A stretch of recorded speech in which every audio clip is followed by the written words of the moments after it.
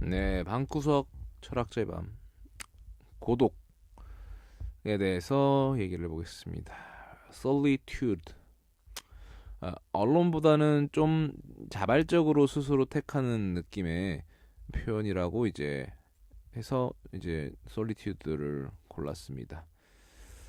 일단은 철학자들의 아포리즘을 5가지 정도를 다루고 이제 철학적인 질문 3가지 정도를 이렇게 추려봤습니다.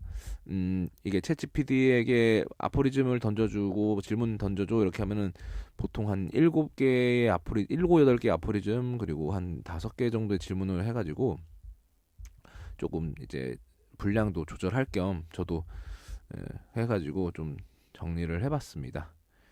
그래서 자 봅시다.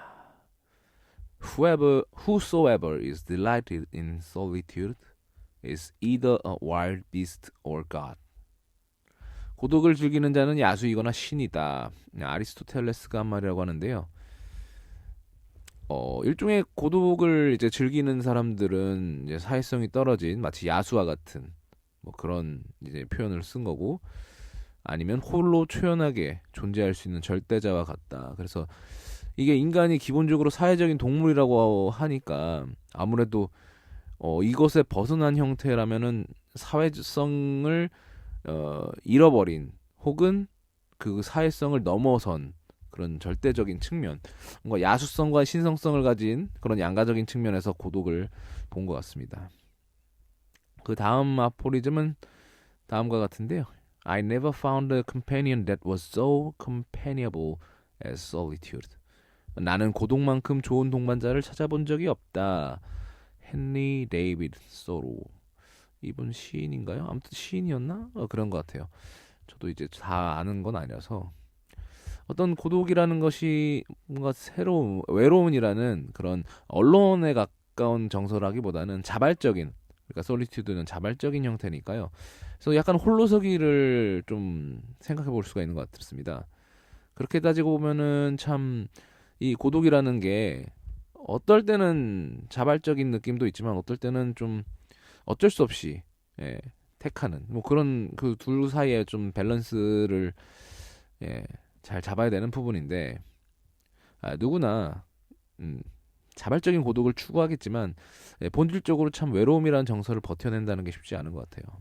저도 항상 좀 뭔가 혼자 있을 때를 좋아하긴 하지만 정말 누군가가 가까워진 사람이 함께 지내는 시간이 너무 좋으면 외로움이 좀 증폭되는 경향이 있습니다. 그래서 참 고독함이란 건 삶의 이점이 많은 건 사실이지만 대개는 이제 외로움이라는 정서에서 어, 허우적대는 시기나 혹은 그런 삶을 살아가는 경우가 꽤 있죠.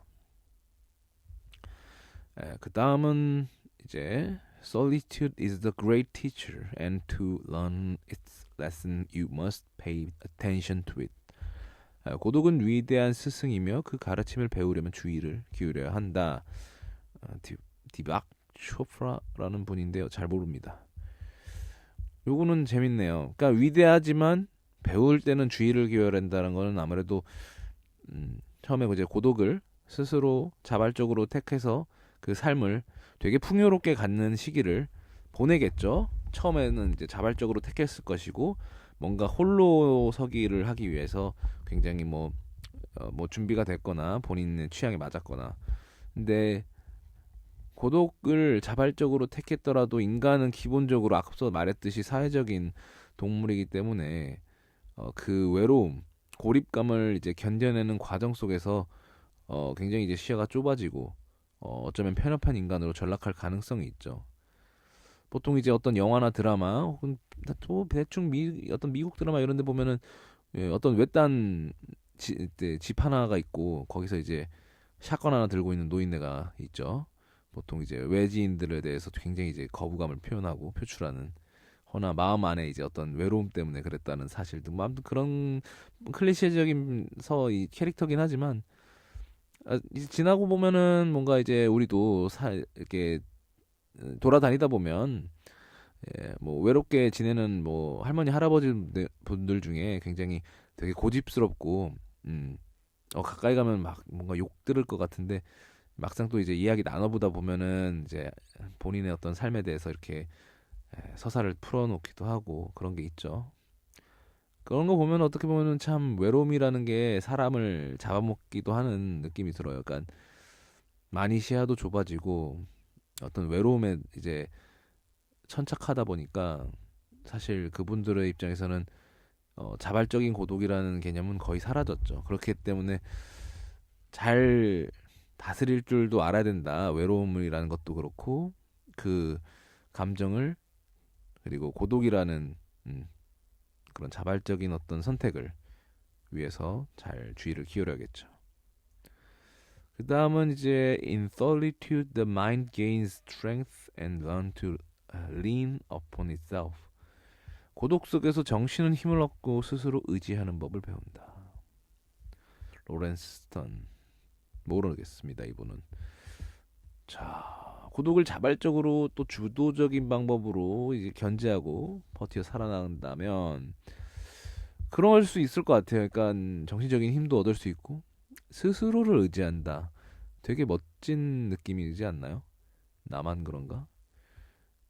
저도 참 의지를 하려는 좀 그런 성향이 좀 보일 때가 있어요. 그러니까 사람하고 친해지다 보면은 상대한테 약간 정서적으로 의지하는, 그러니까 뭔가 물질적으로 의지한다기보다는 뭔가 정서적으로 의지하려는 좀 경향성이 보여서 스스로한테 되게 좀 그런 부분을 극혐하는데, 제가 사람한테 좀 다가가지 않으려는 이유이기도 하죠. 너무 이제 의존성이 내게 있다는 게 좀 싫어서. 그래서 스스로를 의지하는 법을 배운다는 건 참 매력적인 느낌이네요. 네, 그렇습니다. 마지막은 A man can be himself only so long as he is alone. 인간은 혼자 있을 때만 온전히 자기 자신일 수 있다. 아르토 슈펜하우어. 슈펜하우어는 참 그렇죠. 타자의 모습에서 나와서 완전히 혼자일 때 나와는 분명히 다른 면이 있죠.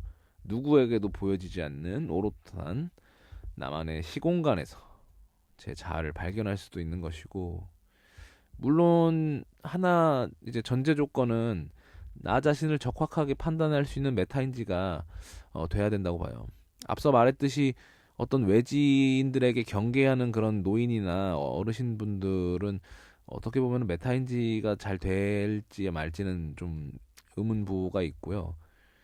본인이 스스로 고독을 택하고 본인 스스로 좀 자기 자신을 되돌아보는 훈련을 하지 않으면 이 멘탈인지가 박살나는 상태에서 고독한 상황일 경우에는 굉장히 이제 잘 힘든 삶을 살 뿐만 아니라 고독이 주는 그런 어떤 여러 가지 혜택을 얻기가 어렵죠. 이렇게 아포리즘들을 한번 다뤄봤고요. 그 다음은 이제 질문 한 세 가지를 있었는데 제가 하나는 맥락이 좀 애매해서 뺐습니다. 그래서 두 개만 남겼는데, 다음 첫 번째 질문은 Is solitude an essential human experience or is it something to be overcome? 고독은 인간에게 필수적인 경험인가 아니면 극복해야 할 감정인가?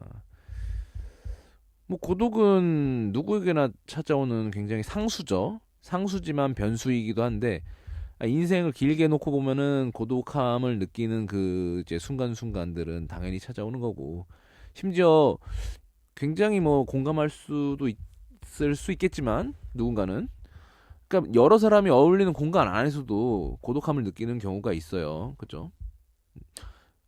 그리고 뭐 이건 우스갯소리일 수도 있겠지만 가족 안에서도 가족을 만든 뭐 가장이라던가 그런 경우에도 다 같이 있는 가족이 사이지만 외롭다, 고독하다 이런 느낌을 받을 때가 있다고 하니까 고독은 어떤 상황에서도 필연적으로 느낄 수 있죠. 겪을 수도 있고. 그래서 이거를 이제 그냥 고독이라는 어떤 한 정서는 어떻게 보면 익숙해져야 할 감정으로 옆에 두고 봐야 될 거라고 봅니다. 그래야 오히려 그 자발성, 지금까지 설명한 것들은 어떻게 보면 솔리튜드보다는 언론에 가까운, 론리니스에 가까운 느낌이고, 이 솔리튜드, 그러니까 자발적인 고독을 끌고 가는 그 힘은 결국 어떤 그런 순간순간마다 찾아오는 고독함을 나만의 시간, 나만의 어떤 순간으로 만들어주는 게 필요하다고 봅니다. 네. 다음 질문은 이제 Is true freedom found in relationship with others or in solitude? 진정한 자유는 타인과의 관계 속에서 오는가 아니면 고독 속에서 발견되는가? 저는 이제 진정한 자유라는 건 결국 고독 속에서 자신을 발견하고 결국 그것을 통해서 자기 객관화를 철저히 해낸 인간이 그러한 상태에 이루어진 이 사람이 이제 타인과의 관계 맺음을 통해서 다시금 이제 자유에 대해서 재인식을 하는 그런 결과 통해서 이제 본인의 어떤 실존적 깨달음을 느끼지 않을까 싶습니다.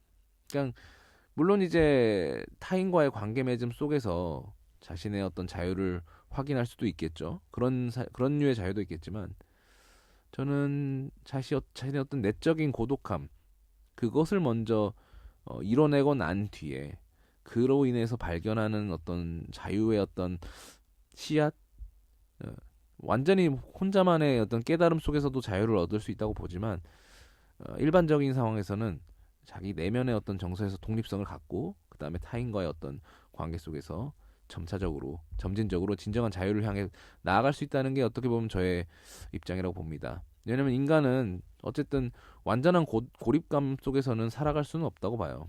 아리스토텔레스의 말처럼 뭐 짐승이거나 신이거나 근데 짐승이 될 가능성이 높죠. 그렇게 되면은 그래서 그 어떤 균형이 필요하고 저는 개인적으로는 이제 자발적인 고독을 추구하면서도 타인과의 어떤 교류를 포기하지 말자.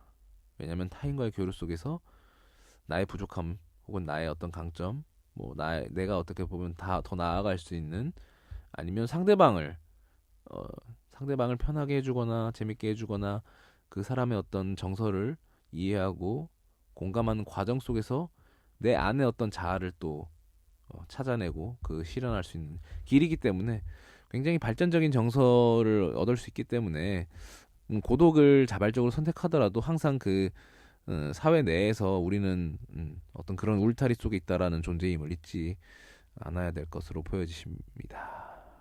그래서 방구석 철학자의 밤 고독을 한번 다뤄봤고요. 오늘은 빨리 이렇게 간결하게 좀 끝내보도록 하겠습니다. 감사합니다.